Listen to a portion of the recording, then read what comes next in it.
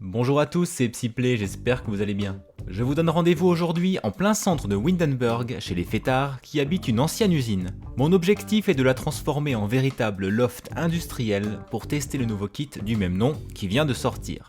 Cette vidéo n'était pas prévue, mais l'imprévu laisse place parfois à la créativité et à la prise de risque, car si vous me connaissez déjà, vous savez que le moderne ce n'est pas ma spécialité, voici donc l'occasion pour moi de me surpasser, ou du moins d'essayer de le faire. Allez, visitons ensemble rapidement le terrain appelé Usine 1 pour mesurer l'ampleur de la tâche et ensuite nous rénovons. Le foyer qui habite ici s'appelle les fêtards, on a tout de suite compris le programme, faire la fête, s'amuser, boire, draguer, danser, c'est comme ça qu'ils sont présentés dans leur description. Ils sont là tous les quatre. Le chef de la bande c'est Marcus Flex, ici à gauche. Il est adulte, il ne travaille pas, et comme vous pouvez le voir, il aime beaucoup le sport. L'autre homme de la maison c'est Paolo Rocca, qui est jeune adulte. Il travaille dans le culturisme, il aime donc le sport et la musique. Et voici Eva Capriciosa, qui est jeune adulte, elle ne travaille pas non plus. Elle est sans chaud, romantique, matérialiste et séduisante. Tout un programme. Et la dernière de la bande, Jade Rosa, jeune adulte, elle est employée de bureau, elle travaille dans les affaires, elle est ambitieuse, extravertie, soignée. Vous l'avez compris, ce groupe des fêtards est une bande de potes, de colocataires qui habitent ensemble, qui s'amusent, qui travaillent un peu, pas trop quand même, dans cette usine. La voici, je trouve qu'elle ressemble beaucoup aux usines du 19e siècle en Europe, avec cette brique, ces grandes fenêtres. Au rez-de-chaussée, il y a deux chambres, sans doute celle de Eva ici et celle de Jade ici. Il est clair que le rose et ce petit ours avec le cœur fait penser à Eva qui a envie de faire tourner des cœurs. Alors que la chambre de Jade paraît plus sage.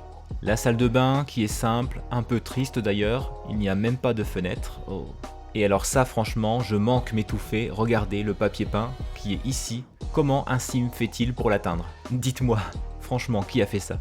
La grande pièce à vivre, ouverte, avec une cuisine rouge et noire, la cabine de DJ, qui sert sans aucun doute à Paolo. On voit que les fêtards aiment et ont besoin de café, le coin télé, le baby-foot ici, on retrouve bien leur passion et leurs activités. Et il y a une petite terrasse à l'arrière. Espace largement ouvert à l'étage, avec une sorte de balcon mezzanine qui est inoccupé. Et ici, ce couloir sur mezzanine, avec de quoi jouer aux jeux d'arcade, un bureau avec ordinateur, deux chambres assez spacieuses, une rouge avec un punching ball, je pense que c'est celle de Marcus, et l'autre forcément c'est celle de Paolo, puisqu'il aime la musique, on peut penser que c'est bien sa chambre. Mon envie et mon idée pour cette rénovation, c'est d'essayer de respecter au maximum le bâtiment existant et de le rénover, de le transformer le moins possible, mais plutôt de l'adapter.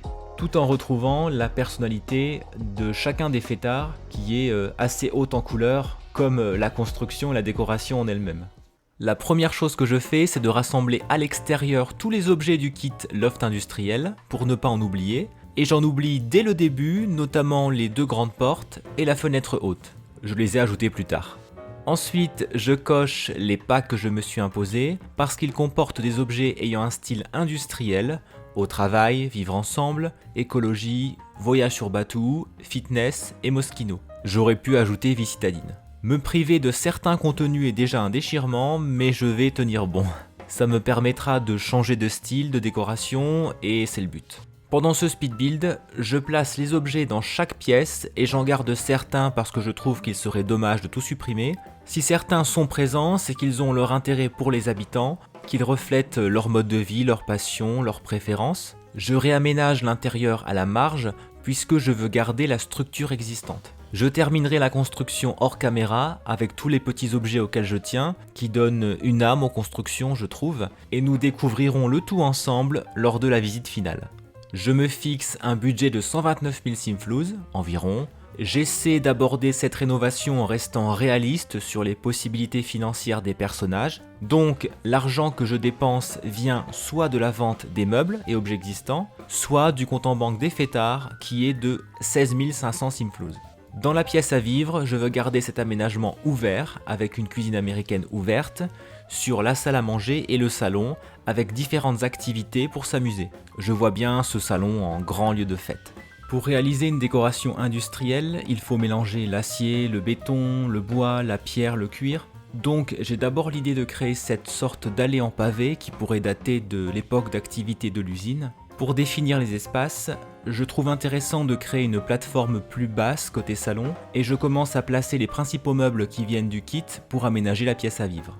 J'ai aussi l'idée d'intégrer le tableau qui a été ajouté avec la dernière mise à jour et qui fonctionnerait bien avec le style que je voudrais donner. Le contenu existant ayant un style industriel est déjà important, donc je pense à ces tabourets afin d'éviter de choisir les mêmes dans la cuisine et autour de la salle à manger. J'hésite longuement sur les couleurs du canapé, du fauteuil, des tabourets et du tapis, mais je vous épargne ça par la magie du montage. Le parquet, c'est l'idéal pour la pièce dont j'ai envie. La seule modification intérieure d'importance que je réalise est cette sorte de balcon inoccupé que je vais agrandir et coupler à des coursives pour évoquer l'ancienne usine.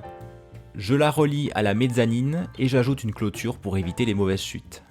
Je change aussi l'escalier, celui-ci qui vient de Haut Travail est parfait pour de l'industriel et je modifie aussi la rambarde. Et pour soutenir la coursive, voici des piliers qui viennent d'écologie, qui s'intègrent bien à l'ensemble. Vous m'avez peut-être vu venir pour le balcon qui devient la place du DJ. Place aux chambres, on commence par celle des filles que je maintiens au rez-de-chaussée, celle de Eva d'abord. Je supprime quelques objets qui n'iront pas avec la décoration que j'ai en tête, plutôt haute en couleur pour cette femme de caractère. Je trouve que ce lit est nettement plus adapté et moderne. Ce portant de Moschino, je le vois bien dans sa chambre, je l'imagine totalement fashionista, pas vous ? Une place de choix pour l'ours au cœur et un tapis discret. Allons dans la chambre de Jade maintenant, la décoration est beaucoup plus sage, un peu trop peut-être. J'enlève des objets et j'ajoute un miroir dans la chambre de Eva. Ça m'arrive souvent de penser que tel objet irait bien dans telle autre pièce, mais ce n'est pas très arrangeant quand on se filme si ça arrive trop souvent. Le lit d'écologie me convient bien, de même qu'une partie des objets déjà présents. Le tapis n'est pas formidable, mais je le changerai probablement. À l'étage, nous sommes chez les hommes, je ne sais pas trop quoi faire du bureau et je remonte les appareils de musculation. Ils sont mieux là qu'en plein dans le salon. Chez Marcus pour commencer, la chambre rouge et noire. Je prends le lit du kit loft industriel, en rouge bien sûr, plus la table de nuit et l'armoire qui vont avec. Je trouvais intéressant de garder le miroir et le punching ball pour montrer à la fois sa passion du sport et de lui-même. La chambre de Paolo pour terminer, noire celle-ci, on sent le passionné de musique. Je reprends le lit du kit, mais en noir, une commode d'écologie, je laisse de la place pour danser éventuellement, et j'ajoute le tapis du kit en noir évidemment. Je passe à la décoration de la salle de bain avec le rouleau de papier toilette inatteignable, et je termine la décoration hors caméra. J'en profite avant de vous faire visiter les lieux pour faire une petite parenthèse et remercier les nombreux abonnés qui ont déjà participé au challenge Une pièce égale un abonné. La vidéo est dans le petit i en haut à droite. Si vous voulez la voir et participer, vous aussi, vous pouvez me proposer en commentaire vos règles les plus inventives, folles et hilarantes jusqu'au 1er septembre inclus. Si vous passez par ici et que vous n'êtes pas encore abonné, n'hésitez pas à le faire pour soutenir mon travail, à déposer un commentaire et un like, cela fait toujours très plaisir et cela permet de donner plus de visibilité à la chaîne sur YouTube. Il fallait oser encourager au like et aux abonnements en zoomant sur du papier toilette, non ? Et voici une vue de la nouvelle usine 1 rénovée en loft industriel. Vous pouvez voir que je n'ai pas modifié la structure extérieure du bâtiment, j'ai simplement apporté quelques transformations comme des massifs de fleurs que j'ai supprimés et rendus un peu plus fournis. Le revêtement en briques qui était plus foncé et moins lisible avant, je trouve. Les fenêtres sont toutes noires et elles proviennent soit du kit d'objets Moschino pour ce qui est des grandes fenêtres rectangulaires, soit du kit loft industriel et 3 plus petites de Haut Travail. J'ai repeint la porte d'entrée en noir, les lucarnes rondes des combles aussi. Vous pouvez voir ce qui était probablement l'enseigne de l'ancienne usine et une autre sur le côté. J'ai changé les tuiles de la partie la plus longue du toit et j'ai choisi de la tôle pour surmonter les fenêtres latérales. Sans oublier les cheminées qui n'existaient pas. Dommage pour une ancienne usine. À l'arrière, la terrasse a été réaménagée, elle est petite mais plus conviviale comme ça et on peut y bronzer. C'est pas beau Windenburg ? Je précise qu'envisager une piscine ou une grande terrasse n'était pas crédible et réaliste selon moi, vu l'emplacement et l'environnement du bâtiment, donc l'extérieur est amélioré et pas changé en profondeur. Ce n'était pas le but. Allez, entrons à l'intérieur si vous le voulez bien.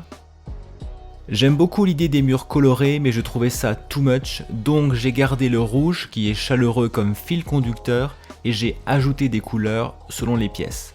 Voici la cuisine qui est presque entièrement jeu de base. J'ai simplement placé quelques objets supplémentaires dont la poubelle que j'avais oubliée comme d'habitude. J'ai aussi modifié le sol en pavé qui est en béton maintenant. C'est plus lisible je trouve. La partie salle à manger à droite avec le bar au fond, c'est un aménagement crucial pour la bande des fêtards. La cheminée métallique d'écologie va très bien avec ce style. Les connaisseurs reconnaîtront même quelques objets de Batuu. L'étagère avec les plantes du kit, et elle profite de la lumière qui passe à travers la magnifique porte d'atelier d'écologie qui donne sur la terrasse. Cette pièce à vivre est résolument une pièce d'activité pour les fêtards et leurs amis avec la borne d'arcade, la bibliothèque que j'ai ajoutée puisqu'il y en avait une au départ, je me demande bien qui lit parmi les 4 d'ailleurs, et le baby-foot. Voici une vue depuis la coursive, j'ai l'impression que ça ressemble vraiment à une ancienne usine. Une autre vue avec le fameux nouveau tableau Air Vision de Honey Lyle, qui va bien avec ce style. Depuis la cabine de DJ de Paolo, je pense que le son, vu son emplacement, doit être terrible, surtout pour les voisins. Depuis l'entrée, nous avons accès aux 2 chambres. Visitons à gauche celle d'Eva. La décoration a peu changé, si ce n'est davantage de rose au mur, des vêtements qui traînent et quelques affiches qui laissent penser qu'elle est légèrement accro à la mode. J'ai gardé sa plante horrible. Autant de mauvais goût, c'était inespéré. On entre dans celle de Jade, dans laquelle j'ai ajouté des tableaux assez classiques. Elle en avait dans ce genre auparavant, et j'ai transféré le bureau ici, vu qu'elle travaille dans les affaires. Les toilettes sont séparées, c'est mieux pour une colocation à 4 et entre amis a priori. J'ai rendu le papier toilette accessible, la salle de bain n'est plus une pièce aveugle, ouf. Je l'ai aménagé avec des objets du kit fitness principalement. À l'étage, il y a de nouveaux appareils de musculation qui viennent avec fitness. Je trouve qu'ils sont beaux, c'est le coin testostérone ici. Cette grande porte mène à la chambre de Marcus. Je l'ai laissé dans des tons rouges et j'ai simplement apporté de petites modifications comme le tapis ou quelques objets qui font vivre la pièce.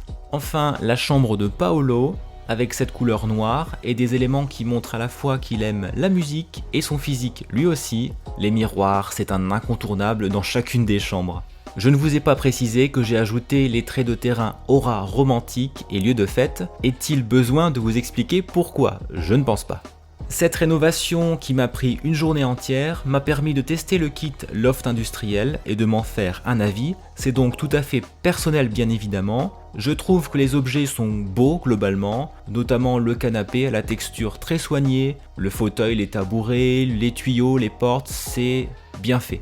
Les 2 objets décevants sont le tapis et l'herbe de la pampa qui sont pixelisés, il suffit de zoomer pour le vérifier. EA a par ailleurs confirmé qu'il manquait une fenêtre qui sera rajoutée par une mise à jour. Le lit, pas mal du tout, lui aussi n'apporte que 1 d'énergie. Je me demande comment il peut être aussi bien réalisé et aussi inconfortable en même temps. J'espère que ce sera réglé dans la prochaine mise à jour.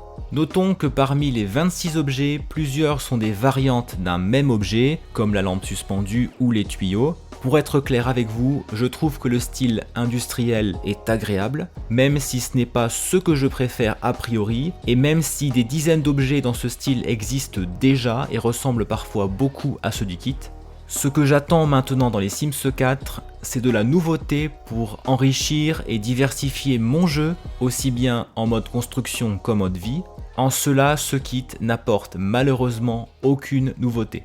Je peux comprendre que l'avis de nombreux joueurs soit mitigé. Riad de Rêve donnait lui un coup de frais et une meilleure représentativité qui était appréciable selon moi. En tout cas, à vous de vous faire votre opinion. Si vous en avez déjà une, n'hésitez pas à la partager en commentaire, je serai ravi de la lire comme toujours. J'en profite pour vous dire que le youtubeur Yuki Sanju a eu la même idée que moi. Il a rénové cette usine mais dans un style différent et je vous invite à découvrir sa vidéo et sa chaîne et à le soutenir. Il a beaucoup de talent et de potentiel. Et en plus, il a créé un let's play très sympa sur Via la campagne. Vous m'en direz des nouvelles. Le lien de sa chaîne est en description. Je vous remercie d'avoir regardé cette vidéo jusqu'au bout, j'espère qu'elle vous a plu, ainsi que ma rénovation qui m'a fait sortir de ma zone de confort. Elle est disponible dans la galerie, je n'ai plus qu'à vous dire à très bientôt.